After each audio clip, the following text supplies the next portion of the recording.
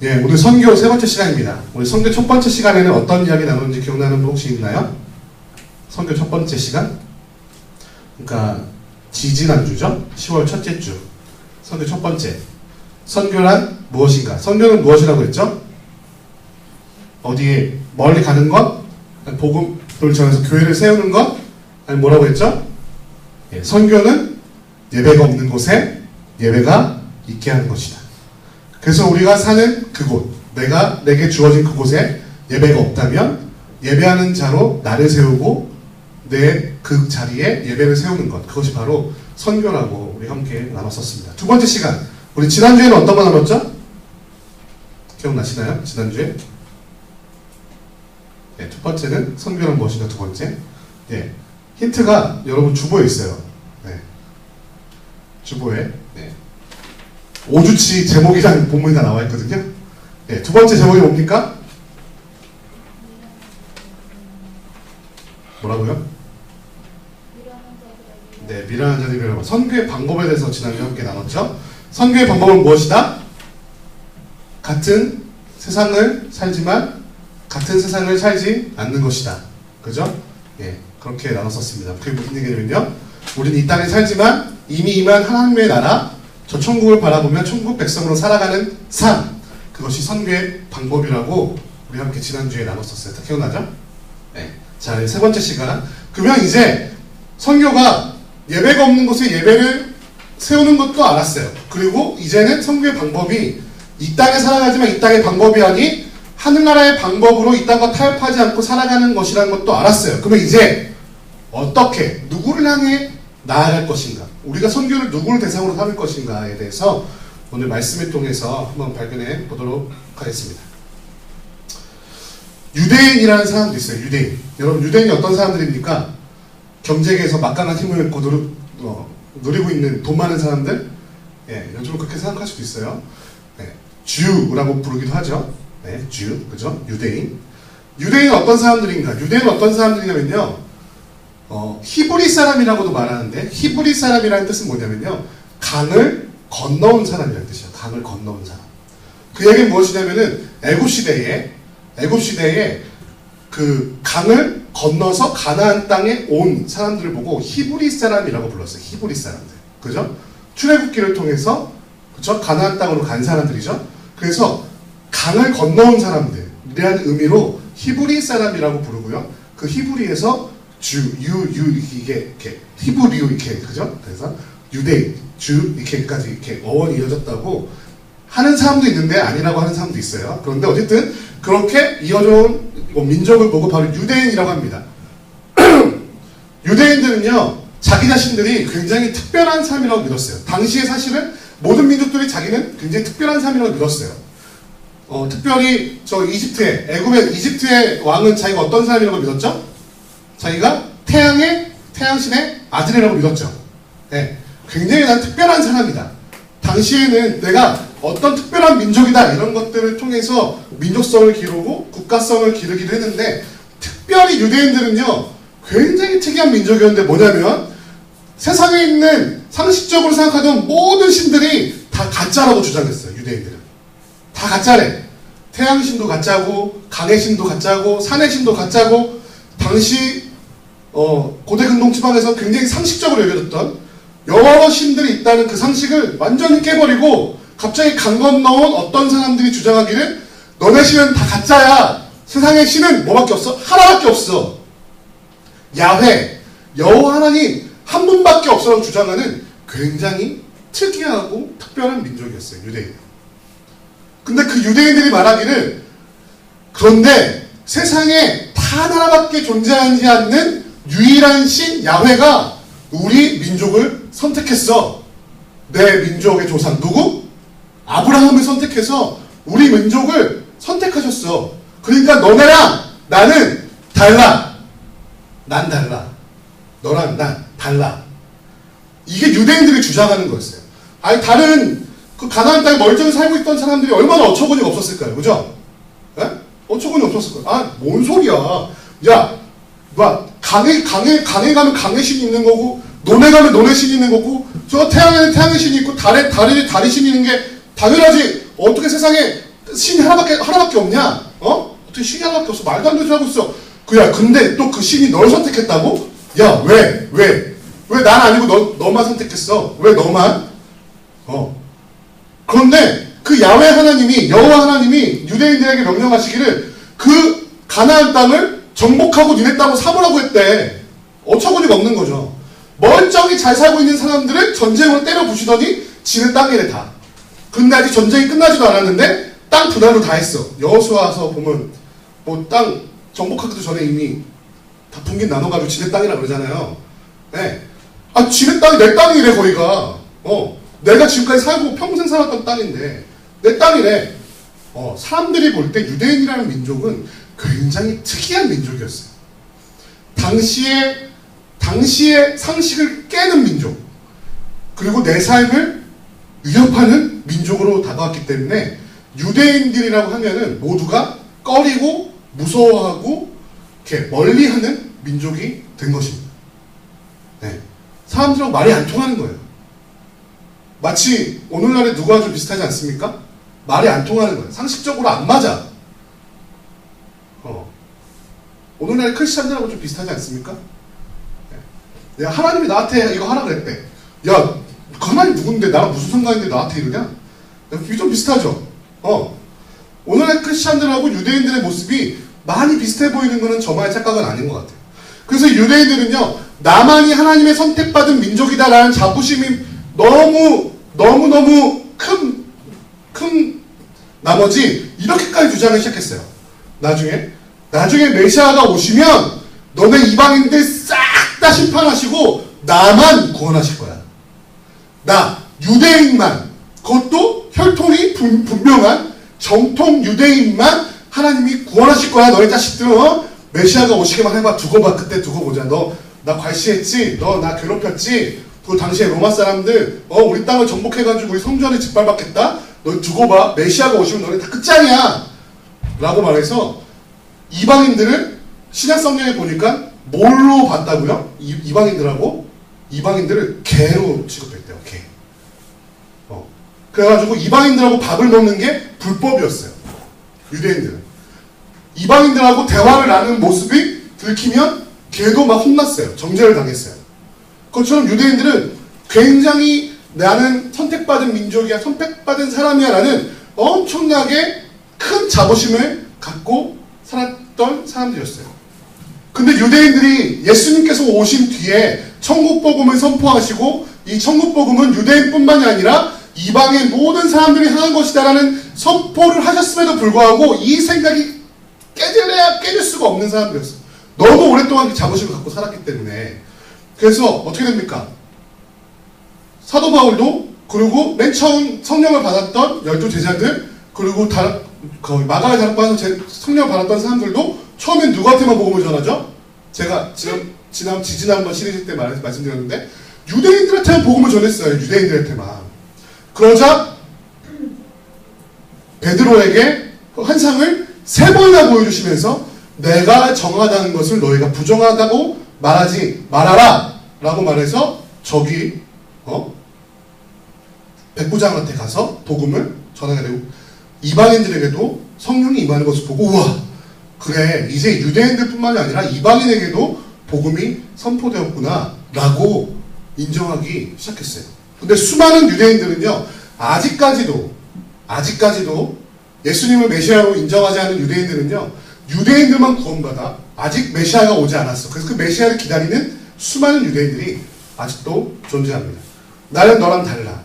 나는 너랑 태생적으로 다른 존재야. 라는 어떤 그 이기심, 어떤 자부심을 넘어서는 이기심까지, 집단 이기주의에 이르기까지 이르렀던 그 유대인들의 모습을 우리는 지금도 발견할 수 있게 됩니다.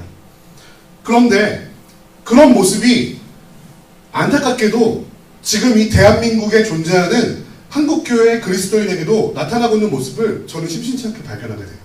혹시 여러분은 그렇지 않은가 다시 한번 돌아보기 바랍니다. 한번 보세요. 여러분 나는 구원받은 사람이야, 나는 그리스도인이라 라는 자부심 갖고 계십니까? 나는 구원받은 존재야. 너랑은 달라. 누구? 하나님 모르고 세상에 사는 사람 너랑은 달라. 담배 피는 너랑은 달라. 술 마시는 너랑은 달라. 그런 모습들 우리 갖고 있지 않습니까? 나는 세상과 구분된 사람이야. 세상은 악하고 교회에 모인 우린 선한 사람이야. 라는 착각, 우리는 갖고 있지 않습니까? 마치 유대인들이 나는 하나님의 선택받은 사람이고 나는 구원받은 사람이야. 나의 삶과 나의 행동과는 아무 상관없어. 그냥 나는 유대인이라는 것만으로 이미 구원받았다고 착각하는 거. 나는 교회에 있고 술도 안 하고 담배도 안 해. 11조도 해. 교회 가서 예배도 드려. 그러니까 나는 그리스도인이라는 것만으로 세상과 달라. 유대인들과 비슷한 마음을 우리는 갖고 있지 않냔 말이에요. 그래서 길거리 지나가다가 술을 마시거나 술에 취해 있거나 담배를 피거나 우리와 다른 언어를 사용하는 그들에게 다가가기조차 꺼려하는 우리의 모습을 발견하지 않냔 말이에요. 그렇지 않습니까? 세상이라고 말하면서 세상과 나를 분리시키려는, 세상과 나는 다르다는 착각 가운데 우리가 빠져있지 않냔 말이에요. 세상은 악하고 교회는 선합니까? 진짜예요? 여러분 다시 진짜 우리 까놓고 말해봅시다. 세상은 악하고 교회는 선해요? 아니요. 아닌 것 같아요. 제가 감히 말씀드리지만 사람이 모여있는 곳은 악합니다. 왜? 사람이 악하기 때문에. 구원받은 우리조차 충분히 악해질 수 있어요. 왜? 우리 안에 옛모습이 남아있기 때문에. 날마다 나를 돌이켜서 나는 날마다 복음 앞에 나를 부딪혀서 나의 죄악된 모습을 깎아내야 되는 성화의 작업을 해야만 하는 사람임에도 불구하고 내가 교회 공동체에 있다는 것, 내가 예배드린다는 것, 그것으로 종교성을 충족시키고 나는 선하고 이제 세상 나가서 어떻게 사냐, 이렇게 세상을 굉장히 폄훼하고 세상을 굉장히 악한 곳으로 보는 그 마음들이 우리에게 있지 않냔 말이에요. 사랑하는 청년 여러분, 그래서 청년 여러분들은 어찌 보면 저 같은 사람들을 좀 부러워할 수도 있어요, 가끔은.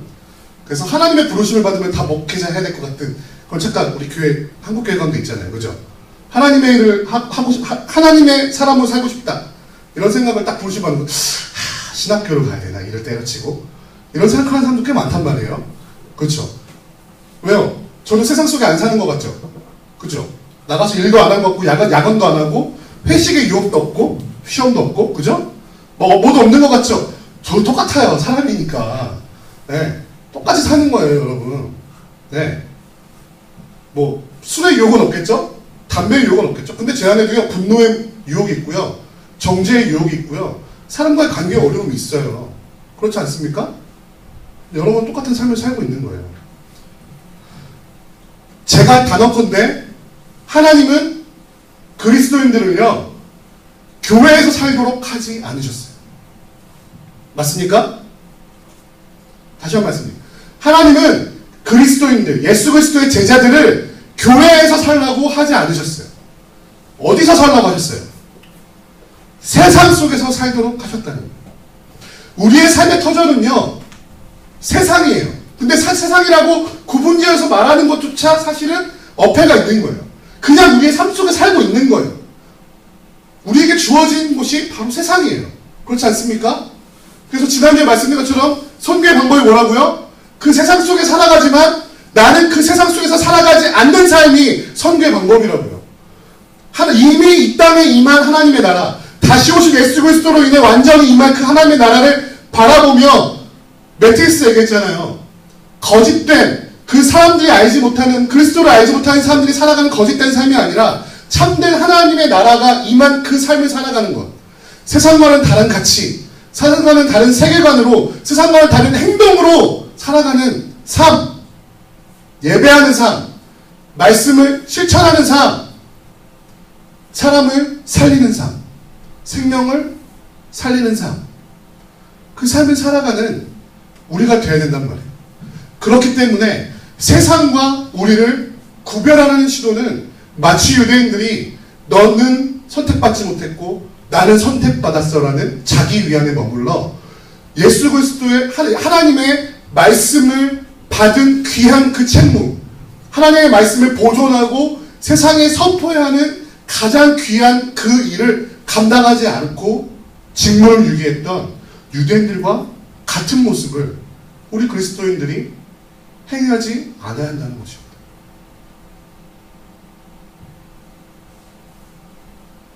교회가 세상을 바꿔요? 교회가 만약에 세상을 바꾼다면 대한민국은 진작에 엄청나게 좋은 나라가 됐겠죠. 왜? 대한민국의 치킨집보다 교회가 많으니까. 그렇지 않습니까? 그리스도인들 중에 재벌이 없어서 이 나라가 이렇게 형편없이 되나요? 그리스도인 중에 박사가 없어서, 일 잘하는 사람이 없어서, 성공한 사람이 없어서, 올림픽 금메달리스트가 없어서 이 땅이 이렇게 타락하고 하나님에서 멀어집니까? 사람이 사람을 믿지 못하고, 부모가 자식을 믿지 못하고, 자식이 부모를 믿지 못하는 오늘날의 이 모습이 교회가 없어서일까요? 교회는 세상을 바꾸지 못합니다. 교회 그 자체로 세상을 바꿀 수 없어요. 그래서 교회에서 뭔가를 해서 세상을 바꾼다는 것, 이건 있을 수 없습니다. 그런데 하나님의 말씀대로 순종하는 교회를 통해 하나님은 세상을 바꾸십니다. 하나님의 뜻에 순종하고 하나님의 부르심에 내가 여기 있습니다. 나를 사용하여 주시옵소서라고 내 삶을 드리는 사람들이 있는 교회를 통해 하나님은 세상을 바꾸시는 거예요. 우리 대한민국에 기독교가 들어온 지 얼마나 됐을까요? 뭐 저 옛날로 가가지고 뭐 신라시대에 들어왔다 뭐 여러 가지 얘기들이 있는데요. 실제로 복음이 민중들에게 선포돼서 한지는요 한 120년? 네, 한 100년? 120년 정도 됐어요. 땅 가운데. 그런데 우리가 그 120년 전에는요, 우리도 미전도 종족이었어요. 조선은요. 조선은 복음이라는 것에 대해서 알지도 못했고요. 복음을 전하면 잡혀 죽는 나라였어요. 조선시대. 그렇지 않습니까? 근데 고작 100년, 120년 지난 우리가 유대인들처럼 마치 넌 나와 다른 거야. 난 선택받아서 난 구원받는 사람이야. 라고 말할 수 있는 위치냔 말이에요. 그죠? 불과 100년 전, 120년 전만 해도 우리 하나님을 알지 못했어요. 복음 없었어요.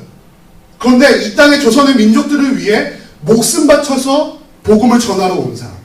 조선 땅에 예배가 없었기 때문에 예배가 있게 하려고 자신의 삶을 바쳐서 왔던 수많은 선교사님들의 피와 땀과 노력, 그들의 희생이 있었기 때문에 100년 뒤 이 땅에 우리가 복음을 가지고 살고 있는 거예요. 그런데 우리가 왜 교회와 세상을 가르며 세상 속에 살기를 거부하며 그들과 난 다르다고 생각하십니까? 그 선교사님들이요, 그들이 생각하는 세상 속에 온 거예요. 조선 땅에.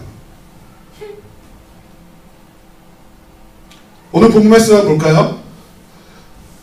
본문 말씀 이사야 66장 18절에서 21절 말씀은요, 이사야서의 마지막 장이에요. 이사야서의 결말 부분입니다. 마지막 마무리를 하는 부분이에요.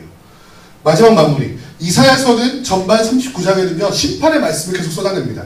너네 열방들아, 너네 이스라엘아, 너네 유다야, 뭐 너 그렇게 살면 되겠냐 막 이렇게 말해서 막 너를 심판할 거야, 다 죽여버릴 거야 막 이렇게 막 너를 그대로 날 섬기지 않았지만 너네 다 심판받을 거야 라고 실컷 말씀하시는데 후반 27장에서는요 회복할 것을 선포하십니다. 너네 그렇게 잘못했지만 내가 용서해줄게. 너네 나한테 돌아오면 용서해줄게. 나를 찾아, 나한테 와. 지금이 나를 찾을 때야. 나한테 돌아올 때야. 내 음성을 들을 때야. 제발 나한테 돌아와. 그러면 내가 싸매주고 동염해주고 고쳐주고 회복시켜줄게. 너희를 구원해줄게. 라는 회복과 선포의 말씀이 후반 27장을 통해 나타나면서 이사야 66장을 통해 결론을 내리는데, 그 결론이 뭐냐면요, 오늘 말씀을 통해서 봤지만 이스라엘과 유대민족, 유대인뿐만이 아니라 온 열방의 모든 민족을 통해 내가 예배를 받겠다라는 선언을 하시면서 이사야서 66장을 마무리하십니다. 사도행전 1장 8절의 말씀이 이것을 요약한 것이라고 볼 수 있어요. 사도행전 1장 8절에 뭐라고 나옵니까? 예루살렘과 온 유대와 사마리아와 땅 끝까지 이르러 내 증인이 되라 라고 요청하시죠. 맞습니까? 근데 그 말씀이 좀 길게 이렇게 나와 있어요. 나 여호와가 말하노라. 이스라엘 자손이 예물을 깨끗한 그릇에 담아 여호와의 집에 드림같이 그들이 너희 모든 형제를 문 나라에서 나의 성산 예루살렘으로 말과 수레와 교자와 노새와 낙타에 태우다가 여호와께 예물로 드릴 것이요. 하나님이 문 나라의 모든 민족들을 통해 예배 받으실 것을 선포하고 있죠. 성령님께서 분명히 예루살렘에 먼저 임하셨습니다. 예루살렘을 성령이 오기 전까지 떠나지 말라고 그랬어요. 그 마가의 다락방에 많은 사람들이 기도하고 모여서 성령을 받기 위해서 기도하고 있었어요. 그래서 성령이 임했을 때 그들이 불의 혀 같은 성령이 임했을 때 각 나라 민족의 방언으로, 이거는 우리가 알랄라 그런 방언만 하는 게 아니고요. 진짜 뭐 영어라든지 뭐 라틴어, 정말 그 나라 말로 말한 거예요. 그 나라 말로 예수 그리스도께서 구주신 것, 우리를 위해 죽으시고 사신 그 모든 얘기를 막 각 나라의 말로 말하기 시작한 거예요. 그것을 막 떠들기 시작하니까 그 자리에 있었던 각 나라에서 온 사람들이, 야, 너 그 나라 우리나라 말 어떻게 하니? 그것을 그러면서 듣기 시작해서 큰 부흥이 시작되게 했죠. 그렇죠? 그래서 예루살렘부터 시작된, 그래서 온 유대와 사마리아로 이어졌던 그 복음 확산이 어디까지일 것이라고요? 땅끝, 문 나라까지 이르게 될 것을 선포하고 계셨다는 사실이에요. 예루살렘을 중심으로 점진적으로 열방을 향해서 복음이 확산될 때 사도들은 그 복음의 확산에 대해서 알았을까요? 몰랐을까요? 처음에는 제가 말씀드렸듯이 알지 못했죠. 하지만 이방인들에게도 헬라인들에게도 그 복음이 선포되는 것. 그 나중에 사도 바울은 자기 자신을 이방인을 위한 사도라고 선언하면서까지 이방인들을 향해 복음을 선포하기를 시작합니다. 제가 다음 주에 PPT를 통해 보여드릴 텐데요. 실제로 12 사도들은요, 세계 각곳, 그때 자신들이 알고 있었던 갈 수 있는 그 땅끝을 향해 모두가 흩어지게 됩니다. 그래서 거기서 복음을 전하고 순교하게 되죠. 하나님께서 온 열방 민족들을 향해 복음이 전해지는 것을 원하셨다는 것이에요. 이스라엘 예배와 문 나라에서 드려지는 예배의 큰 차이는 뭐냐면요. 그 전까지 이스라엘에서 드려졌던 모든 예배는 예루살렘에 있는 성전에서 드리는 예배였어요. 성전에서 희생제물을 통해 하나님께 드리는 예배였어요. 그런데 이제는 문 나라, 온 열방을 향해서 퍼지는 예배의 가장 큰 차이점은 뭐냐면요. 이 땅에 있는 성전에서 드렸던, 실제로 양이나 소를 잡았던 그런 예배에서 이제는 예수 그리스도를 제물로 하여서 이 땅에 있는 성전이 아니라 하나님을 믿는 각 사람들을 성전으로 삼으셔서 여러분을 통해 예배를 받으신다는 차이가 있는 거예요. 온 열방 백성을 통해서 영적인 예배, 이제는 이 땅에 있는 우리 눈으로 보이는 제물을 잡는 예배가 아니라 하나님의 영으로 가득한 예배, 성령으로 가득한 영적인 예배가 드려지는 때가 바로 오늘의 때라는 사실입니다. 그래서 예배가 없는 곳에 예배를 세운다는 것은요, 눈에 보이는 성전을 세워서 거기서 예물을 드리는 것이 아니고요, 하나님의 성전으로 영적으로 세워진 우리 한 사람 한 사람이 있는 그곳에서 예배를 드리는 것, 영적인 예배를 드리는 것, 성령을 쫓아 말씀으로 살아가는 삶을 살아가는 것이 바로 오늘나라, 문나라의 예배의 가장 큰 차이점입니다. 여러분, 이 얘기 들어본 적 있으세요? 만인 제사장설? 이런 얘기 들어본 적 있어요? 만인 제사장설? 네. 하나님을 믿는 모든 사람들이 제사장으로 세워졌다.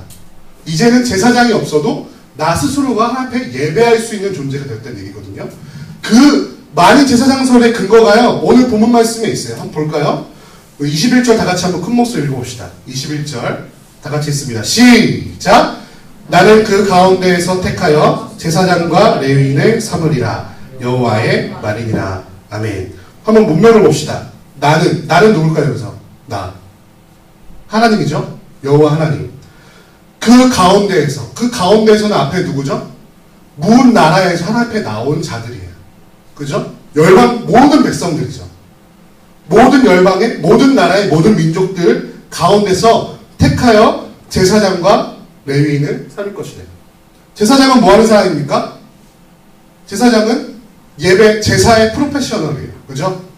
네? 각을 뜨고, 뭐, 순서를 익히고, 뭐, 어떻게 하나님께서 시키신 대로, 성경이 시키신 대로 예배의 모든 순서에 대해서 다 알고 있는 사람들이에요.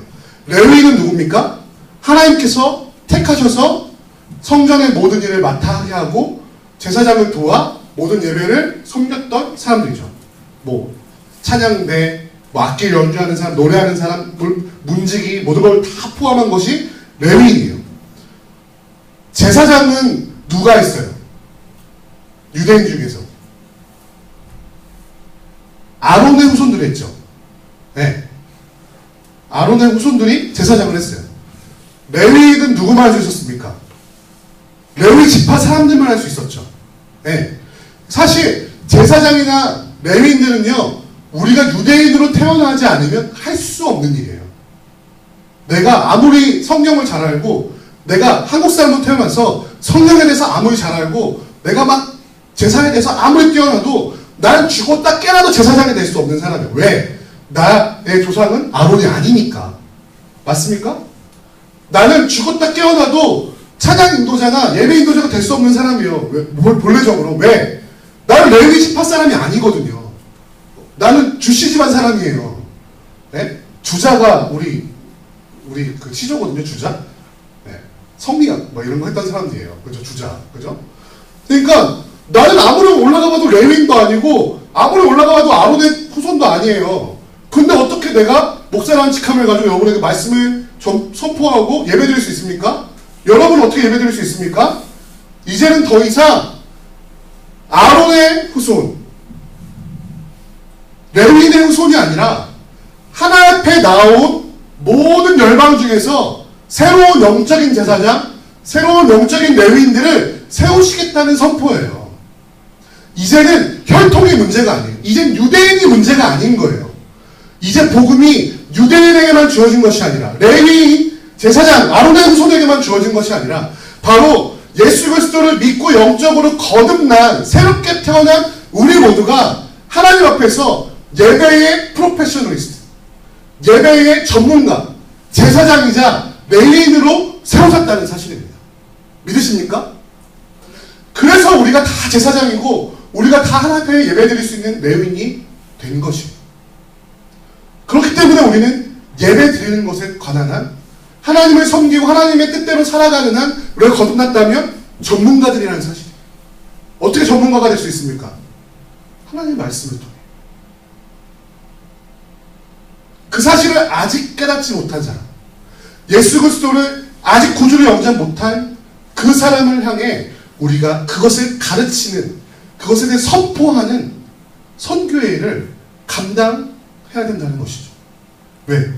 그들도 제사장이자 레위인으로 부르셨으니까요. 나를 그렇게 부르신 것처럼. 저는 제가 주어진 대광교회 청년부에서 이 복음의 사실을 여러분에게 선포합니다. 왜? 나에게 주어진 가야 할 땅끝은요, 여기거든요. 저는 더 갈 데가 없어요. 왜? 하나님이 부르신 곳이 여기이기 때문에. 그렇죠? 내가 어디에 나가서 이 복음을 선포하겠습니까? 나를 부르시고 나를 인도하신 대광교회 청년부에서 여러분, 청년들을 향해 선포하는 거예요. 이 대광교회에서. 그게 나한테 부르신 나의 삶의 목적이에요. 그래서 나는 이 땅 끝에서 더 이상 갈 곳 없는, 뒤로 물러설 곳도 없는 이곳에서 여러분에게 복음의 말씀을 끝없이 선포하는 것입니다. 그렇다면 그것을 들은 여러분은 어느 땅 끝을 향해 나가고 계십니까? 우리는 누구를 향해 나가야 될까요? 우리는 어디를 향해 나가야 될까요? 땅끝까지 가라 하시는데 여러분의 땅끝이 어디입니까? 난 몰라요. 하나님과 여러분만 아시겠죠. 여러분에게 주어진 땅끝이 어디입니까? 더 이상 물러설 수 없는 그곳이 어딘가요? 학교입니까? 직장입니까? 아니면 가정입니까? 아니면 당신의 남자친구, 여자친구입니까? 당신의 부인은 없겠죠? 네. 당신의 아버지, 어머니, 친척입니까?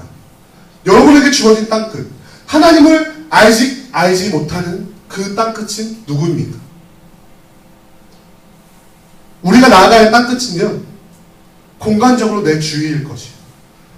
내가 걸어서 갈 수 있는 곳만 갈 수 있잖아요. 그죠? 그것이 여러분에게 주어진 땅끝이에요. 공간적으로 내 주위를 벗어난 것도 땅끝이 될 수 있어요. 오늘날에. 다음 주에 그것에 대해서 설명하도록 하겠습니다. 하나님의 자녀가 있는 그 모든 것이 하나님의 부르심이 있는 땅끝이에요. 더 이상 물러날 수 없는 곳이에요. 땅끝은. 더 이상 물러날 데가 없어요. 땅끝은. 왜 끝까지 갔기 때문에. 여러분 해남에 가보셨어요? 해남? 해남 땅끝마을이라는 곳이 있거든요. 거기서 남쪽으로 더 가려고 해도요, 갈 수가 없어요. 왜? 바다예요. 가려도 더 가려도 갈 수가 없는 곳이에요. 더 이상 갈 수도 없고 뒤로 물러설 수도 없어요. 더 가려면 땅끝이기 때문이죠. 여러분의 삶의 땅끝은 어디냔 말이죠. 그 땅끝에, 여러분에게 주어진 그 땅끝에 만약에 예배가 없다면, 하나님을 모르는 자들이 있다면 그것이 여러분에게 주어진 땅끝입니다. 그럼 그곳에 나가서 무엇을 하시겠어요? 예배가 없기 때문에 그곳에 여러분이 예배하는 자로 바로 서고, 그곳에서 세상의 방법과 다른 하나님의 방법으로 승리하는 모습을 보여주고, 그들이 들을 준비가 되었을 때 제가 여러분에게 선포하는 것처럼 복음을 선포하여서 예수 그리스도가 너를 위해 돌아가셨고, 이제는 너도 제사장이자 레위인으로 예배할 수 있는 자가 되었다. 기도할 수 있는 자가 되었다는 것. 이제는 저 최후의 심판에 지옥에 떨어지는 삶이 아니라 하나님 앞에 칭찬받는 종으로 저 천국에 나아가 하나님과 그 기쁨의 순간을 함께 누릴 수 있는 자가 되었다는 사실을 가르쳐줘야 되는 거 아니겠습니까? 사랑하는 청년 여러분, 우리는 땅끝을 향해 나아가야 합니다. 근데 누가 나에게 주어진 땅끝인지 몰라요. 날마다 순간순간마다 나에게 다가오는 그 땅끝이 우리는 볼 수 있는 지혜가 있어야 됩니다. 그것을 깨달을 수 있는 지혜가 있어야 합니다. 그렇게 해서요, 우리는 그 땅끝이 언제인지, 누구인지, 어디인지 알지 못하기 때문에 기회를 얻으나 기회를 얻지 못하나 주의 복음을 선포해야 하는 것입니다. 쉬지 않고 전해야 하는 것이죠. 날마다 나에게 다가오는 그 땅끝에, 날마다 내가 있는 그 땅끝에서 주님께서 나를 인도하신 그 발걸음이 닿는 그곳마다 예배드리고 영과 진리로 예배하는 삶, 성령과 말씀으로 살아가는 예배하는 삶을 우리가 살아가야 될 줄 믿습니다. 할렐루야. 아멘. 오늘 우리 땅끝에 대해서 함께 이야기를 나눴습니다. 여러분, 우리 하나님을 믿는 우리 그리스도인들이 세상과 나를 분리하는 순간 우리에게 땅끝은 사라지게 됩니다. 나는 그들과 다른 삶을 살고 있지 않아요. 그들과 나는 다르지 않아요. 너는 구원 못 받고 나는 구원 받았으니까 너 나보다 못한 존재야 라고 말할 이유가 하나도 없어요. 다만 이것은 있습니다. 먼저 믿고 나중 믿는 것에 차이만 있을 뿐이죠. 근데 하나님의 복음의 진리는요, 나중된 자가 먼저 되고 먼저 된 자가 나중되는 것이에요. 우리 먼저 믿은 자가 복음을 전하지 않는다면 나중될 것이에요. 하지만 우리가 나중된 자에게 복음을 전할 때 그들이 나보다 더 위대한 일을 감당하는 먼저 된 자가 될 수 있다는 사실을 기억하시고, 여러분 날마다 주어진 그 땅끝에서 성령과 주의 말씀의 진리로 예배하는 삶을 살아가는 청년들과 제가 되기를 주님의 이름으로 축원합니다. 우리 함께 다 같이 기도하도록 하겠습니다. 기도합시다.